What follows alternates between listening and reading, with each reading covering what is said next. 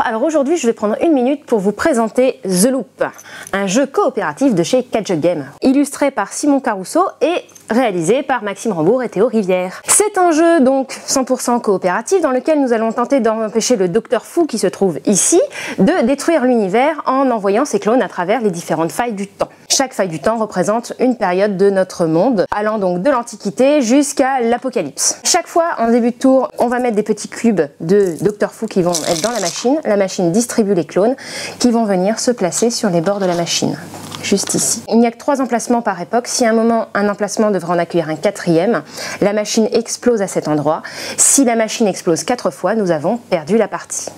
Heureusement, nous avons nos petits personnages d'agents du temps qui vont pouvoir se déplacer à travers ces failles du temps, enlever ces éléments, pouvoir essayer d'accomplir. Nous avons des cartes objectifs cachées. Chaque fois que j'arrive à remplir un objectif ici, tout le monde peut y participer. Chaque fois qu'on arrive à remplir un, c'est très bien. Quand le 4e est rempli, la partie est gagnée. Ça, c'est pour la partie classique. Pour pouvoir se déplacer, effectuer des actions, en début de partie, j'ai 4 cartes en main. Je vais pouvoir en piocher 2 et réaliser mes actions. Les actions vont consister donc à pouvoir ajouter de l'énergie. Ce sont les petits cubes verts que vous avez là à différentes époques. Car cette énergie, je vais aussi pouvoir utiliser des actions qui ne sont pas là-dessus mais qui me permettront de me déplacer en la dépensant. Donc, il y a des moments où je crée pour les autres joueurs. Il y a des actions qui vont me permettre de pouvoir retirer ces petits cubes rouges qui vont venir gêner notre progression. Enfin, vous allez avoir des cartes avec le pouvoir orange qui permet de déplacer. J'ai oublié de vous dire.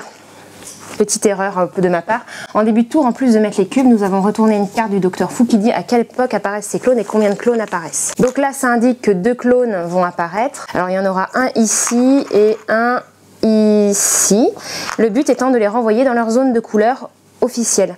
Si j'arrive à le faire, par exemple, alors lui est un peu loin, mais lui je peux réussir peut-être grâce à mes actions à le déplacer de 2, il repart automatiquement chez lui. Moins il y a de clones, mieux c'est, puisqu'en fait c'est ce nombre de clones qui va déterminer combien de cubes vont arriver dans la machine à ce tour-ci. Voilà, du coup nos actions vont permettre de repousser ces clones, de permettre d'enlever ces cubes de machine et de permettre de fournir de l'énergie pour que tout le monde puisse se déplacer et faire ses actions dans le temps imparti. En plus de ça, des cartes vont apparaître régulièrement dans les zones où on se déplace. Si je termine dans une zone, je peux récupérer la carte, améliorer les cartes pour que quand je vais les repiocher plus tard, avoir plus d'effets bonus et choisir lesquels m'intéressent. Ça, c'est pour la partie classique. Il y a une partie dans laquelle ces cartes qui sortent en aléatoire sont préparées à l'avance, donc on va pouvoir vraiment préparer nos coups et avancer de manière de plus en plus complexe. Il y a des parties dans lesquelles on vous conseille de jouer certains personnages parce qu'ils sont plus faciles à jouer, et si vous voulez augmenter votre difficulté, vous pouvez tout simplement décider de jouer des personnages plus difficiles à jouer. Et enfin, il y a des parties où, au fond de la boîte, vous avez des objectifs à remplir.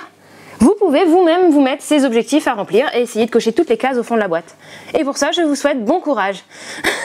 Pour y arriver, effectivement, voilà, il y a plein de possibilités d'amélioration du jeu pour le garder en mode familial, pour passer en mode difficile. Il est vraiment excellent, il y a plein de choses à y découvrir. Vu que c'est un coopératif où on ne se cache rien, il est jouable à partir de 1, mais on peut monter quand même jusqu'à 4 joueurs. Nous sommes sur des parties d'une demi-heure à 1 heure en fonction du temps que vous mettez à perdre ou à gagner. Il ne vous reste plus qu'à goûter et qu'à aller sauver le monde. Le Docteur Fou vous attend.